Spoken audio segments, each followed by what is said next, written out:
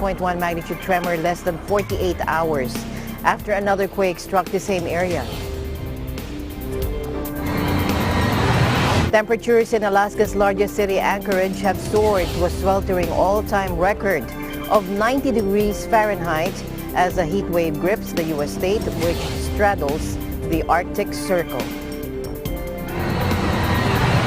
Venezuela's Independence Day was marked by rival rallies led by opposition leader Juan Guaido and President Nicolas Maduro, who waged a war of words even as the UN warned of eroded rule of law in the country.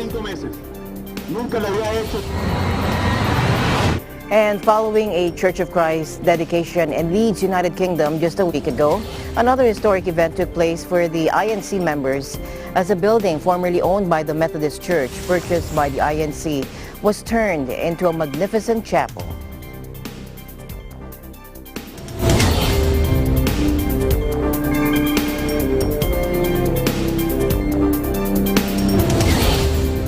I'm Alma Angeles, wherever you're watching from around the world. Thank you very much for joining us.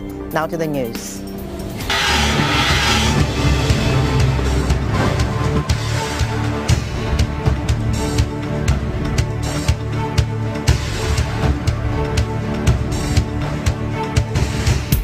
Southern California was rattled by its largest earthquake in 2 decades late Friday, a 7.1 magnitude tremor that shook buildings and cut power supplies in parts of Los Angeles. The shallow quake struck near the small city of Ridgecrest at 8:19 p.m. local time, according to U.S. seismologists, and follows a 6.4 magnitude quake that hit the same area the day before. The latest quake was 11 times stronger than the previous day's foreshock. That is according to the USGS, and is part of what seismologists are calling an earthquake sequence. The tremor was felt more than 150 miles away in Los Angeles. Meanwhile, on Thursday, Caltech seismologist Lucy Jones had warned a press conference that there was about a 1 in 20 chance that this location will be having an even bigger earthquake within the next few days, that we have not yet seen the biggest earthquake of the sequence. On Friday, Jones tweeted, "You know, when we say 1 in 20 chance that an earthquake will be followed by something bigger, this is that 1 in 20 time." Meanwhile, seismologist Dr. Lucy Jones also went with a new terminology, changing the description of Thursday's quake to a foreshock in light of this new and larger 7.1 magnitude quake. She also tweeted, quote, "So the magnitude 6.4 was a foreshock. This was a magnitude 7.1 on the same fault as has been producing the Searles Valley sequence. This is part of the same sequence." Southern California was hit by another earthquake at 8:19 p.m. local time Friday. The USGS survey reported the magnitude as 7.1. It was centered near the same Mojave Desert site as the 6.4 quake on Thursday near the town of Ridgecrest. Meanwhile, EBC correspondent Ivan Sanchez reports from Lancaster, California, minutes after the earthquake hit the area. Take a look. This is Ivan Sanchez reporting for EBC. About 5 minutes ago, we just experienced a 7.1 earthquake in Ridgecrest, California. We are here in Lancaster, California, in a gathering, and right when we started feeling the shaking, people at first were not sure what the shaking was. It was, again, a rolling, a back and forth motion, not up and down. But as soon as they realized that it's an earthquake, we had all the guests that we had here in this gathering just run out from the house and seek shelter out in the open, I guess you can say. So we just found out right now on the internet that they are reporting that the earthquake is 7.1. Again, the epicenter is Ridgecrest, California. So I'm just very concerned for the people there in Ridgecrest, because that town was already having a hard time from yesterday's earthquake, and then imagine today's 7.1. So reporting for Eagle News, EBC LA, this is Ivan Sanchez, and I am 1 with 25. So let's head on over to Ridgecrest, California, where Melissa Zamora surveyed the damage after another strong earthquake hit the area. Take a look. Following the 6.4 magnitude earthquake on the 4th of July, aftershocks in and around the Ridgecrest, California epicenter were to be expected. But just a day later at 8:19 p.m., another more powerful earthquake with an initial 7.1 magnitude once more rattled Ridgecrest residents and jolted many Southern California communities. We're here at Ground Zero surveying one of the neighborhoods in Ridgecrest. Moments ago, people were speaking with each other, but at present, it appears that many have returned indoors, no doubt checking on any damage to their homes. We'll continue to bring you news about this story as it develops. Reporting live from Ridgecrest, California, Melissa Zamora for Eagle News, and I'm 1 with 25.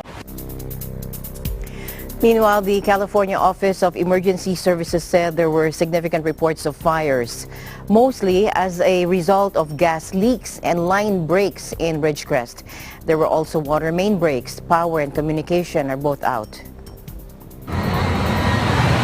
Now, the quake shook downtown Los Angeles, and the Los Angeles Fire Department reported localized power outages in the city as well as downed wires. There's no major damage to infrastructure identified. Now, the USGS said the quake was felt as far away as Las Vegas and Mexico. More than 1,000 aftershocks have been recorded since Thursday's earthquake. Thursday's quake is now known as a foreshock when an aftershock is larger than the original quake. Dr. Lucy Jones of California Institute of Technology Seismology Lab, or Caltech, said in a press conference on Friday, U.S. time, that a magnitude 6 aftershock would not be surprising.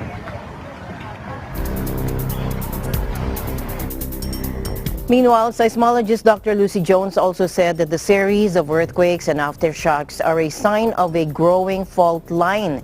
She also said that the magnitude 7 usually has aftershocks that last for years. Take a look. The epicenter of the 7.1 is at the northwest end of the fault that moved in the 6.4. Now, the 5.4 aftershock this morning extended that fault. What we saw from the main shock, from the 6.4, the 5.4 extended it a bit to the northwest, and this 7.1 seems to have extended it even farther to the northwest. So the fault is growing. We ruptured a piece in the first earthquake. We ruptured a bit more in the 5.4 this morning, and we're rupturing more now. The New York Knicks and New Orleans Pelicans Summer League exhibition game in Las Vegas was postponed Friday night after the earthquake rattled the large section of California and western Nevada. The 7.1 magnitude earthquake, which was centered about 230 kilometers southwest of the city, hit the Thomas Mack Center with just under 8 minutes left in the contest, leaving the giant scoreboard and several overhead speakers swaying above the court. Officials initially decided to delay the game, and the players were sent to their dressing rooms. Some fans left the arena after the quake, which lasted 10 seconds, and others waited around to see if it was safe to resume the game. New Orleans was leading 80-74 when play was postponed. The overhead scoreboard at Thomas Mack swayed during the earthquake, which was part of the reason those games were postponed.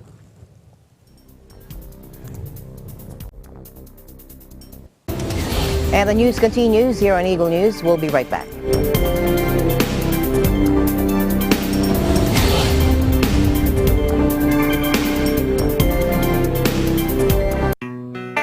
Health is our most important asset, and it should always be a constant effort to seek ways to take care of it. That includes professional medical help from the best available.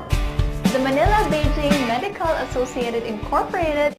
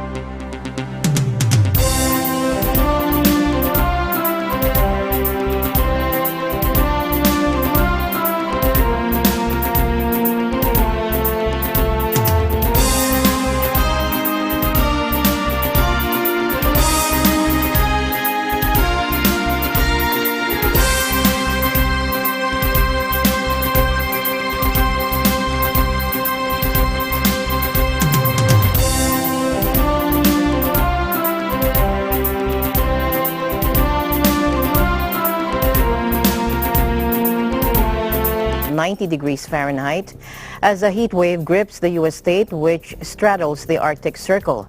4th of July fireworks were canceled due to the risk of wildfires caused by extreme dry weather conditions, as temperatures matching those in Miami highlighted rapid warming in a region considered particularly vulnerable to climate change. At 5 p.m. this afternoon, Anchorage International Airport officially hit 90 degrees for the first time on record, tweeted the National Weather Service late on Thursday. The previous record was 85 degrees, set in June 1969.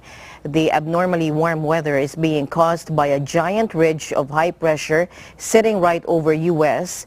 The MWS meteorologist Bill Ludwig told the Anchorage Daily News Alaska had earlier broken temperature records throughout a hot spring, particularly in the Arctic zone, which is especially sensitive to fluctuations in climate. All 30 days in June had above average temperatures, according to the NWS. According to scientists, Alaska is warming at twice the rate of the global average. The average high temperature for July 4 in Anchorage, located in southern Alaska, is a far cooler 65 degrees. In other news, Venezuela's Independence Day was marked by rival rallies Friday, led by opposition leader Juan Guaido and President Nicolas Maduro, who waged a war of words even as the UN warned of eroded rule of law in the country. Guaido, who considers himself Venezuela's legitimate acting leader, implored supporters in the streets of Caracas not to give up hope. "Don't leave, we're going to get there, have no doubt, and we'll succeed," he said. The crowd that gathered to hear the center-right leader, who in January declared himself acting president in a direct challenge to Maduro's authority, was markedly smaller than those at the beginning of the year. The country was observing the July 5 holiday, celebrating its 1811 Declaration of Independence. Maduro, meanwhile, led a military parade down the Paseo de los Proceres, a boulevard honoring the country's founders, and received a public display of support from the military's top brass. UN Rights Chief Michelle Bachelet, meanwhile, presented a damning report on Venezuela, which pointed to attacks on political opponents and activists, including torture and thousands of killings by security forces in the country. She said that attempting to exercise the most basic rights, like freedom of opinion, expression, association, and assembly in Venezuela, entails a risk of reprisals and repression. However, she later welcomed the release of 22 prisoners in recent days, including journalists Braulio Jatar and Lourdes Afiuni, a judge. The Supreme Court confirmed the reversal of detention measures against the two, although they were yet to be released.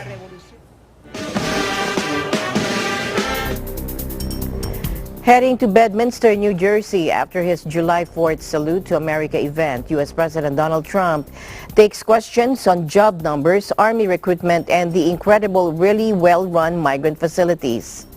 Take a look. It was a fantastic evening for our country. We're going to have a lot of people being recruited, I think, based on that. We're going to have a lot of people joining our military, and we really needed that. Our job numbers are so good that the military has a hard time getting people, and I don't think I'm a bully at all. I just don't like being taken advantage of by other countries, by pharmaceutical companies, by all of the people that have taken advantage of this country. You look at what Joe Biden has done with China.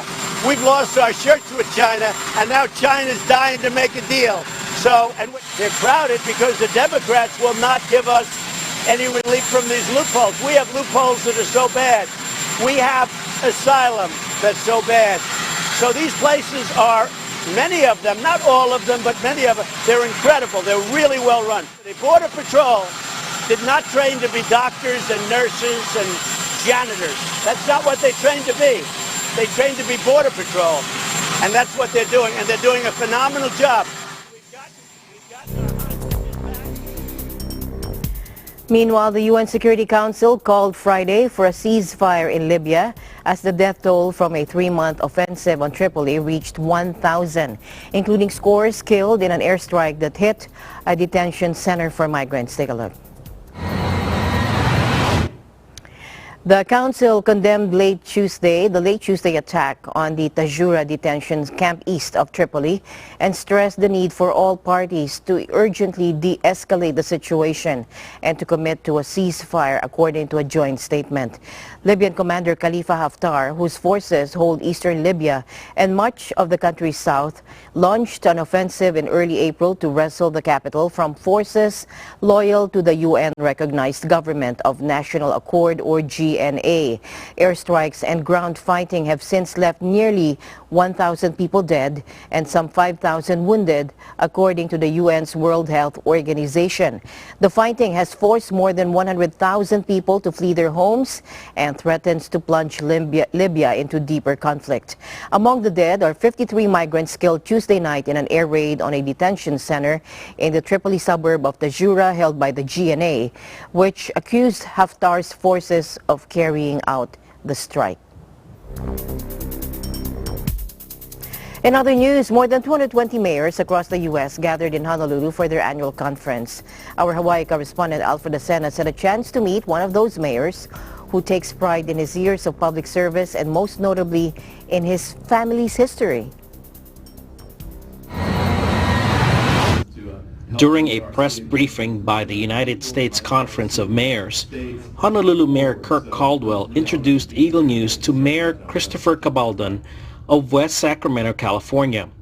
What caught us off guard was how Cabaldon introduced himself. So I am the senior Filipino American mayor in the United States. I've been mayor since 1998 in West Sacramento, California. So I've been to many of these annual conferences, but it's great to be here in Hawaii with the representation of the Philam community. You know, this is where my great-grandparents and grandfather came from the Philippines to California. It was through Honolulu.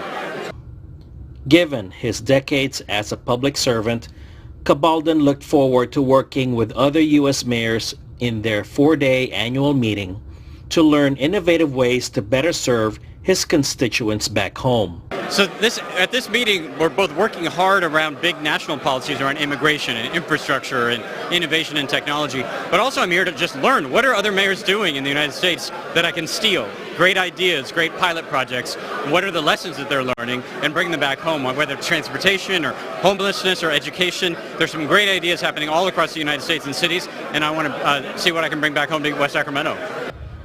The Filipino American also briefly shared his vision for West Sacramento in regards to current issues such as climate change. Yeah, climate change is affecting everywhere, and although West Sacramento is not on the coast, we're surrounded by water, just rivers and levees.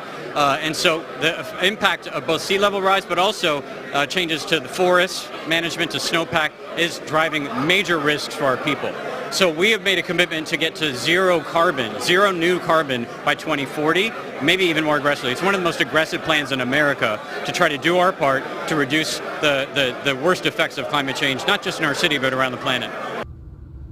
Finally, Cabaldon expressed hope that more Filipino Americans would get involved in and make a difference in their respective communities. There aren't enough Filipino American elected officials in the United States and not enough mayors.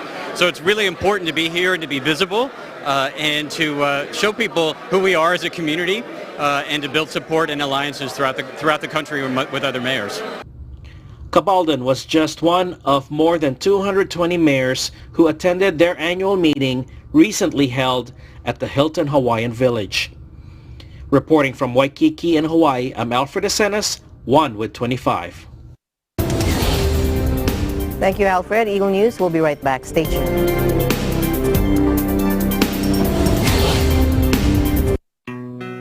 Health is our most important asset, and it should always be a constant effort to seek ways to take care of it. That includes professional medical help from the best available.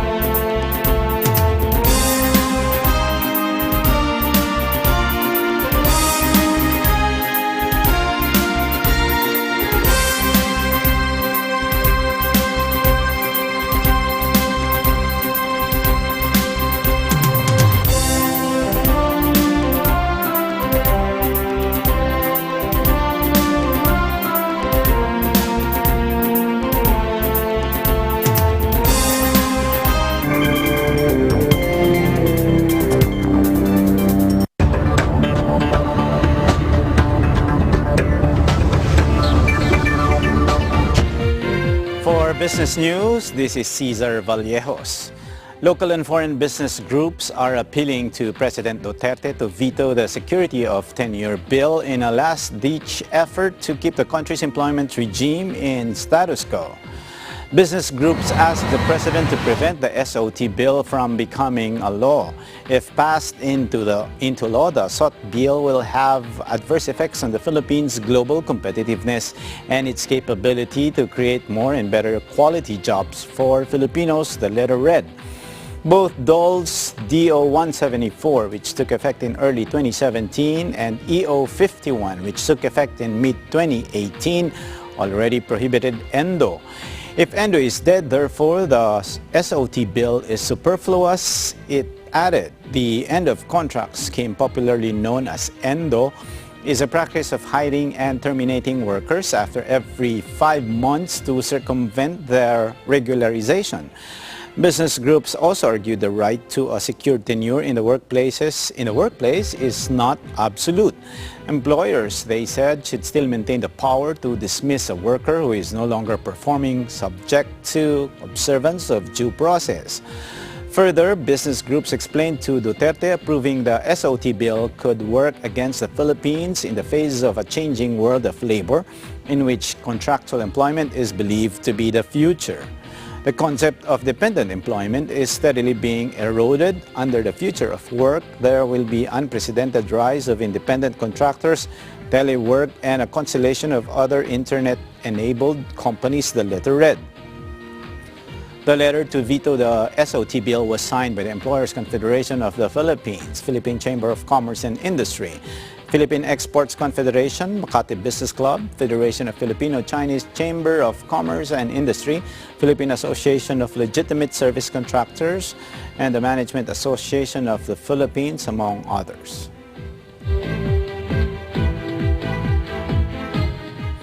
At least 133.5 million pesos will be spent by the Subic Bay Metropolitan Authority to upgrade the sports facilities in the upcoming 2019 Southeast Asian Games.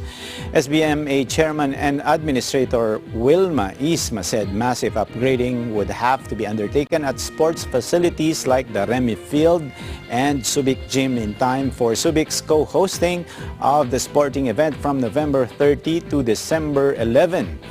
The SBMA chief said the quality of the sports venues in Subic would significantly define the SEA Games experience for delegates, as well as the general impression of how the Philippines hosted the event.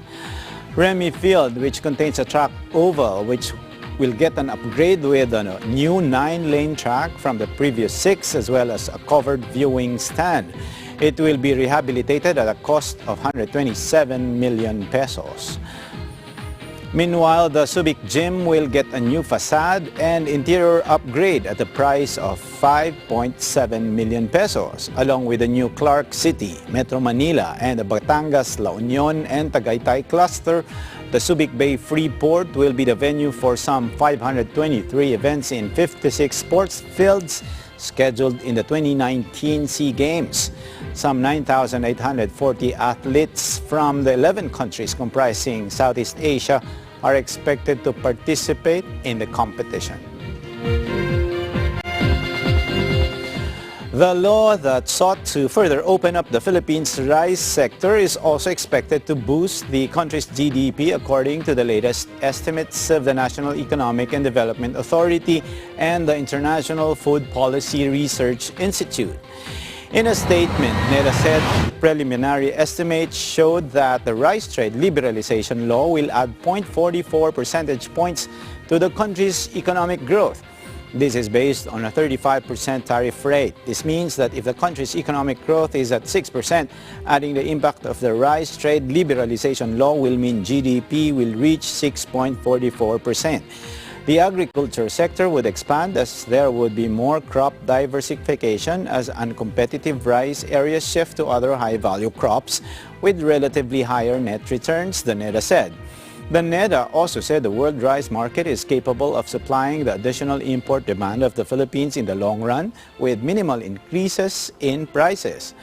The accessibility of affordable rice will contribute to lowering domestic rice prices that will benefit everyone, especially the poor, it added. The study also emphasized the need to support local rice farmers by assisting them to improve productivity, providing cash transfers in the short run, and helping them in the adoption of climate-resilient technologies. U.S. President Donald Trump lobbed another attack on the Federal Reserve, accusing it of incompetence for failing to stimulate the economy. Our country continues to do really well, really well. So we're very happy about it. I think we're going to be breaking records. If we had a Fed that would lower interest rates, we'd be like a rocket ship. But we're paying a lot of interest and it's unnecessary, but we don't have a Fed that knows what they're doing, so it's one of those little things.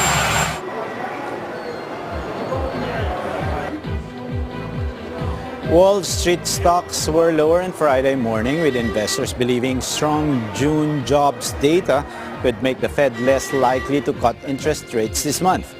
The Labor Department announced job creation had zoomed higher in June, with employers adding a much higher than expected 224,000 net new positions for the month. Trump, since last year, has excoriated the central bank and its chairman, Jerome Powell, in particular, shattering recent political norms, according to which presidents refrained from commenting on monetary policy. Powell has brushed off Trump's jibes, insisting on the Fed's political independence, and while the Fed has raised rates 9 times since 2015 as the economy has expanded, rates remain low by historical standards, and policymakers since may have signaled that their next move is likely to be a cut. Trump has nevertheless not let up in his pressure on the central bank, seeking to nominate political allies to fill vacancies that could give him a voice on the Fed's Board of Governors. Turkey has sacked the governor of its central bank and replaced him with his deputy, a presidential decree published in the official gazette said on Saturday. Murat Sitinkaya, who was appointed to the role in April 2016, had been replaced by Murat Uysal, the decree said, but gave no official reason for the change. There had been recent speculation that Sitinkaya could be replaced amid disagreements with the government on cutting interest rates. President Recep Tayyip Erdogan has repeatedly railed against high interest rates and called for them to be lowered in a bid to stimulate growth. Erdogan once called the high rates the mother and father of all evil. Turkey's main interest rate is 24% after the bank under Sitinkaya made an aggressive rate hike of 625 basis points last September following a currency crisis in August. The Philippine Embassy in New Zealand and Polo in Australia conducted consultations with the Filipino community to determine the services and programs that Filipino migrant workers in the country need. Our EBC correspondent Greg Besa reports. Compliance with the directive of President Duterte, making OFW welfare a top Philippine foreign policy concern, the Philippine Embassy in New Zealand intensifies its efforts to protect and advance the well-being of overseas Filipino workers in this country. Together with the Philippine Overseas Labor Office based in Canberra, Australia, the Philippine Embassy conducted consultations with the Filipino community to determine the kind of programs and services that the migrant workers need most, amid reports of exploitation, inhuman living conditions, and even deaths due to work-related incidents. Presently, there are more than 22,000 Filipinos in New Zealand on migrant visas. Philippine Ambassador Jesus Domingo and Labor Attaché Cynthia Kilang Lamban met the Filipino leaders in Wellington, and they discussed various issues and concerns affecting the OFWs in general in the country. They all agreed to work together in extending help and assistance to those migrant workers who are in need. Philippine Ambassador Domingo mentioned that the consultation was very fruitful, as he announced that the Philippine Embassy is working hard for the establishment of Polo in New Zealand within this year. It may be noted that having polo in the country can help the OFWs more effectively and efficiently rather than just continuing the present structure wherein Polo Australia is overseeing OFWs in New Zealand. In addition, Filipino leaders in attendance welcome such development as it would be a big help in promoting the best interest of Filipino migrant workers in the country.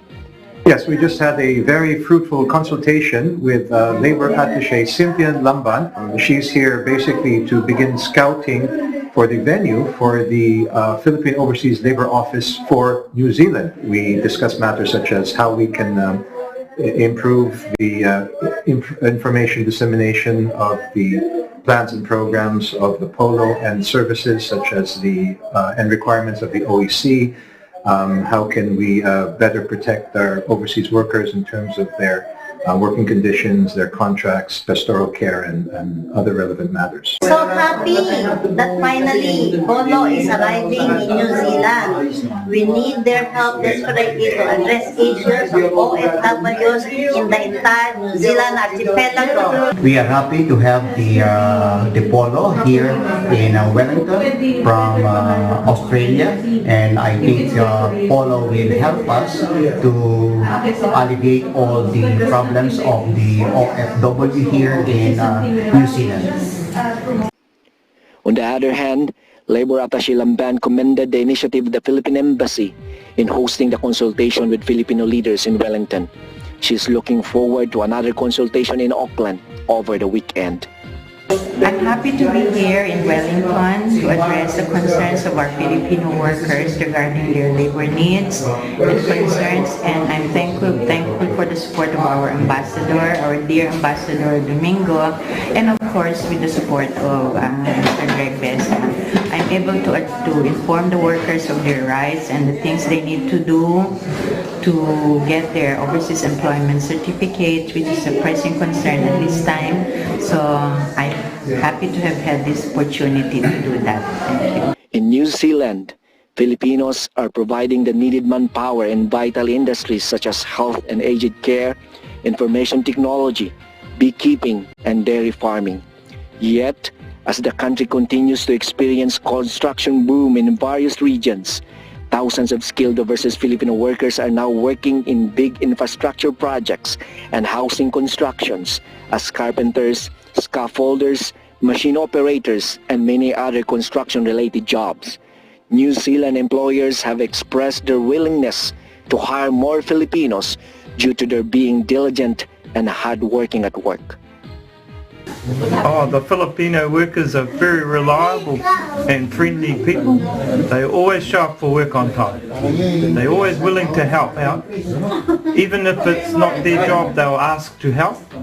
And very good tradesmen. They're willing to learn and also very community-based people. We're very happy with the Filipino workers we've got, and we're looking for more. We've got some major projects coming up over the next 5 years. A lot of them are infrastructure type work, a lot like Transmission Gully, where these boys are working. There's some big projects coming in Auckland, big underground railway stations to build, and a lot of it's carpentry type work. Even if the commercial side goes quiet, our work will keep going. We've got a lot of work coming, and the boys, we can move them around New Zealand. If that goes quiet, we take them to another place. We know how to allocate people to live in different towns and all that. In 2017 survey on overseas Filipinos, there was an estimated 2.3 million overseas Filipino workers across the globe. As more and more of them are working overseas, they're being considered as the Philippine modern day heroes as they are sending their multi-billion-dollar remittances back home. President Duterte himself has considered them as the lifeblood of the country, as their remittances are keeping the Philippine economy afloat even during the worst economic crisis. From Wellington, New Zealand, this is Greg Besa. I am 1 with 25.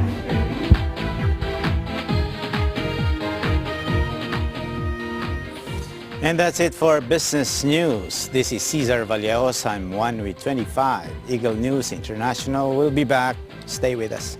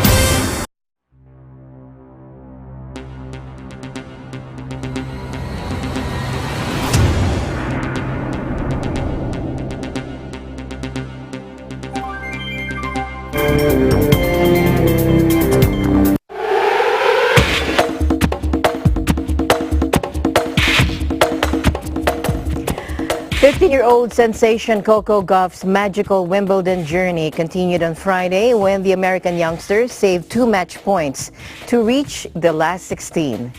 Gauff, ranked 313 and who came through qualifying, battled back from 2-5 down in the second set and held her nerve when Slovenian opponent Polona Hercog clawed her way to 4-4 from 1-4 in the decider. Her reward is a 4th-round clash on Manic Monday against former world number 1 and ex-French Open champion Simona Halep. Gauff's dramatic victory on an enthralled center court overshadowed Novak Djokovic's passage to the last 16 for the 12th time. The 4-time champion is one of just 4 top 10 seeds left in the tournament, along with Roger Federer, Rafael Nadal, and Kei Nishikori.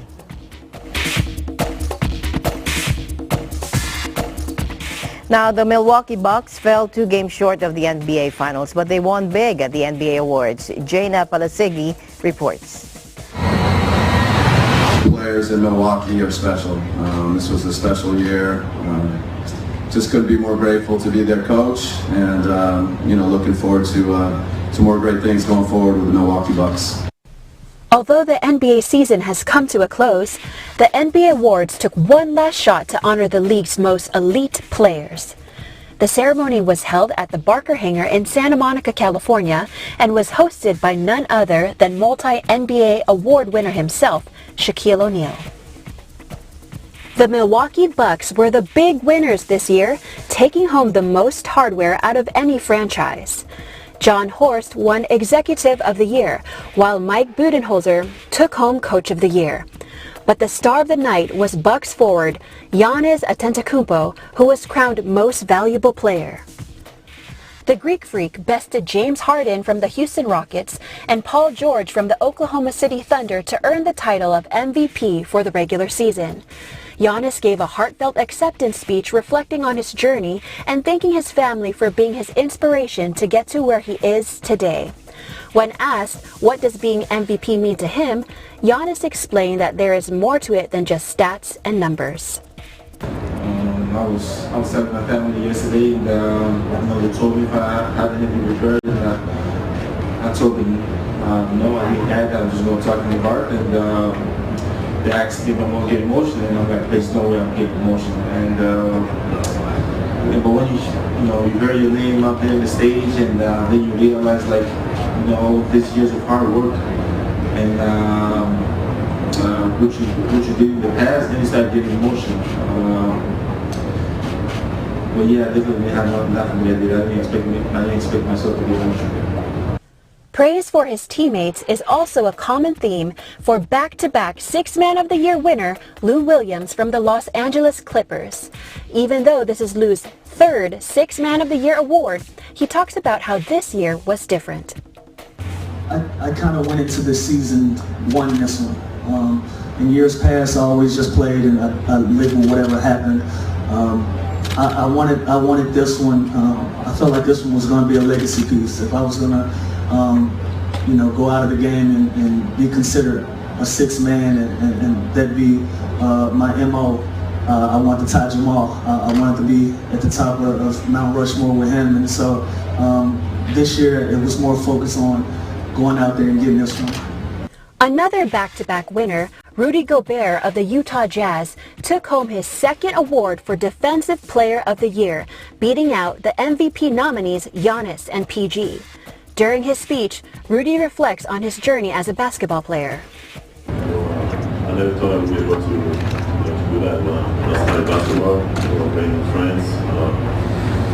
I didn't know NBA player. I didn't know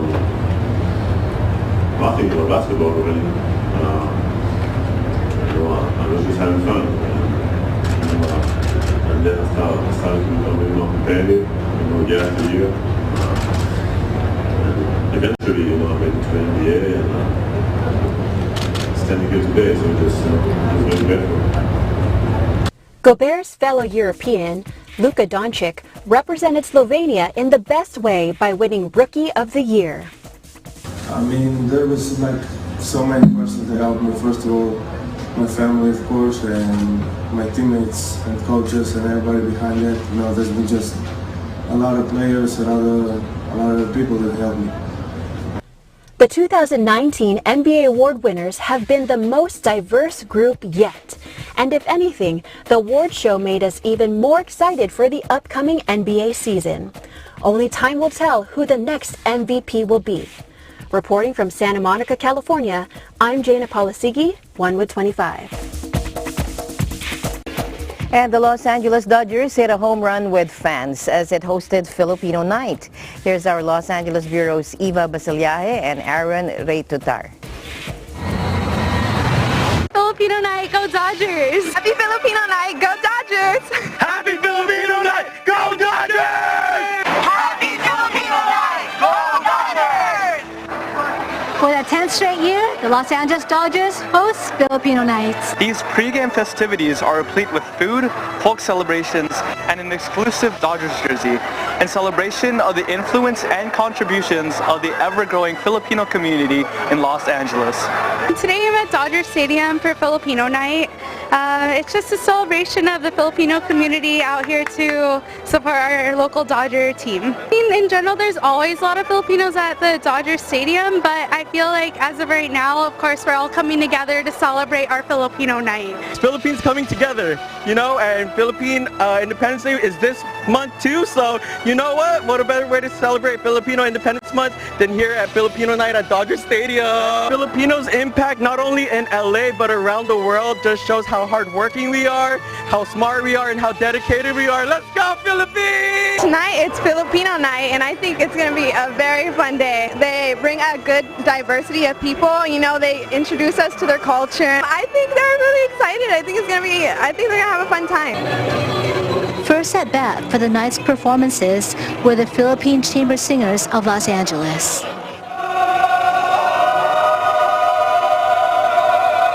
It's Filipino Night. It's a big honor for us to be invited. This would be the second time that we're singing for this particular occasion, and we're really very excited. As far as food is concerned, we don't even have to talk about that. It's a given. And culturally, I think Filipinos have also been in love with the sport, baseball. There are, well, as I was told, 12,000 seating capacity is sold out, and it's a big honor for us to be here. The national anthem was performed by singer and actress Anthea Neri.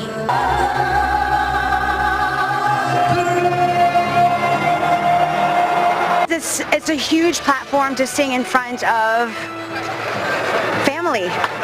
It's all these Filipinos here to support you, and I was born in the Philippines, and I came here when I was 4 years old, and to be able to sing the national anthem surrounded by my Filipinos, Filipino Americans here on this platform is an amazing opportunity. It brings us all together.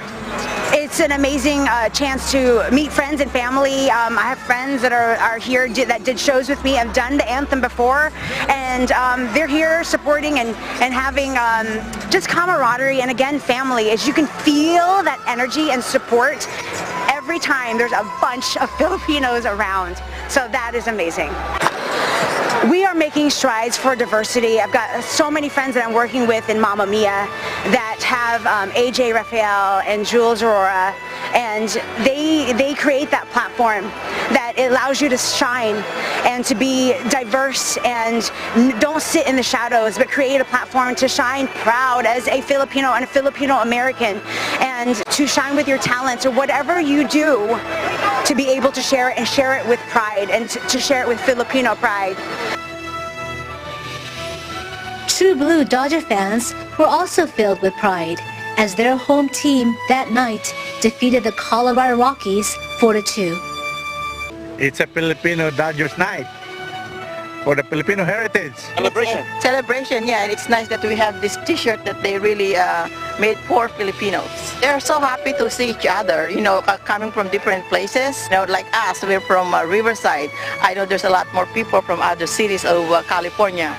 We're so proud to be here and to enjoy the big city of Los Angeles, you know, and to show our Filipino pride and our heritage, and we're happy to have this Dodgers Filipino Night. We are proud to be Filipinos.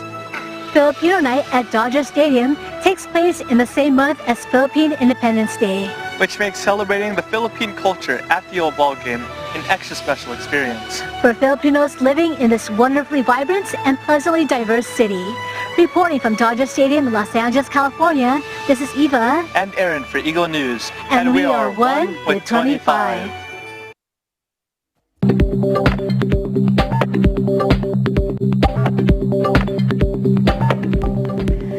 UNESCO added the sprawling Mesopotamian city of Babylon to its World Heritage List, boosting Iraq's hopes of revived tourism nearly 2 years after jihadists ravaged other celebrated sites. Iraq had been trying since 1983 to have the site, a massive 10 square kilometer complex, of which just 18% has been excavated thus far, recognized by UNESCO. Take a look.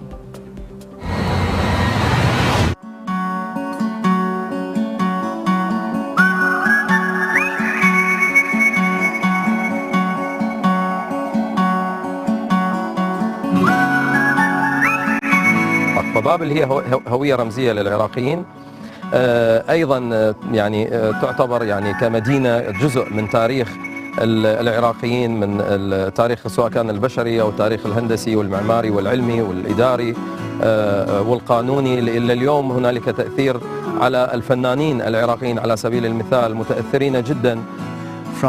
From the time I was very small and as a kid in our schools, we have heard about the Babylon and its ancient history. So it was the first time I came here, and with my friends I came here to see what was the history of Iraq.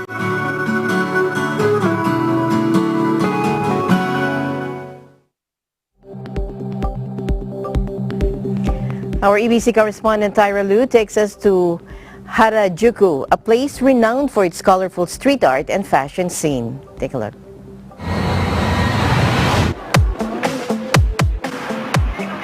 Let's head on to Harajuku, a famous fashion hub and shopping center that mostly attracts the Japanese youth.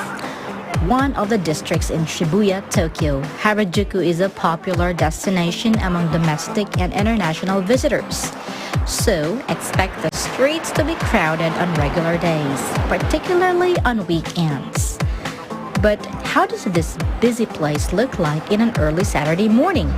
Perhaps at 6 o'clock? Harajuku is considered to be one of the busiest shopping districts here in Tokyo. So, I decided to visit the place at the wee hours of the day. So now it's still 6:30 in the morning. Let's check out the place at this time. Well, let's take a quick tour around Harajuku Station.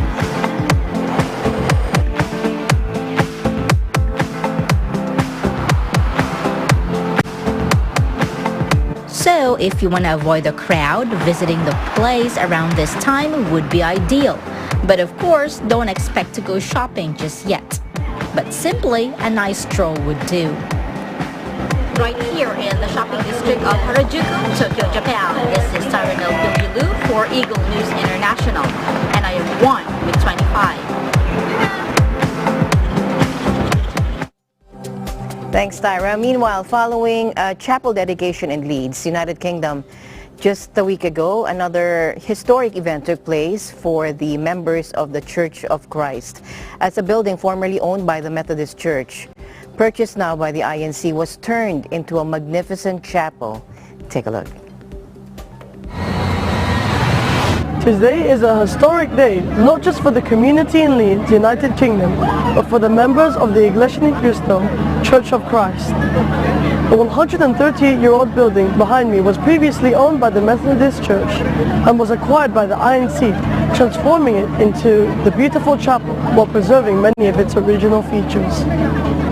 Today, INC's Executive Minister, Brother Eduardo V. Manalo, traveled all the way from Philippines and led the inaugural dedication of this Leeds Chapel, which will be a dedicated place to hold worship services and other church events for the Iglesia Ni Cristo members in Leeds.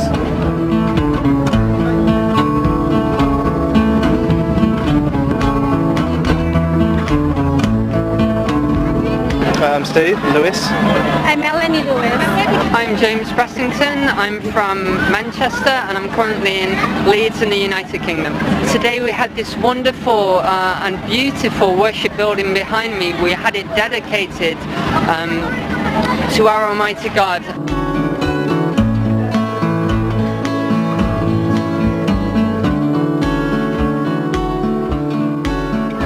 It's something that doesn't come around very often. It was an opportunity and we took it. We would never return back on it. Well, it's the sheer emotion of it all.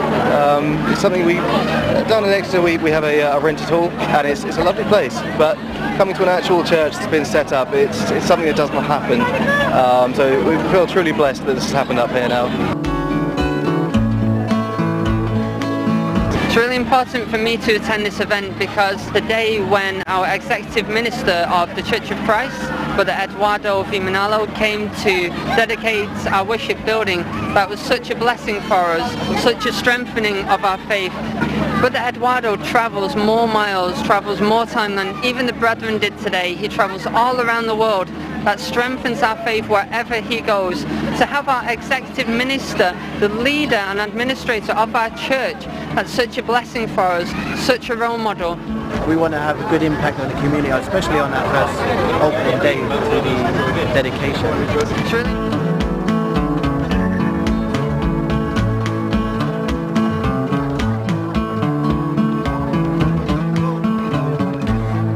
INC members give high regard to their spiritual lives, and this kind of spirit is sure to have a positive effect in the neighboring communities. Reporting from Leeds Chapel dedication, I'm JD Season and I'm 1 with 25. Thank you, JD, and that's it for tonight's broadcast. For everyone here on Eagle News International, I'm Alma Angeles, always 1 with 25. Good night.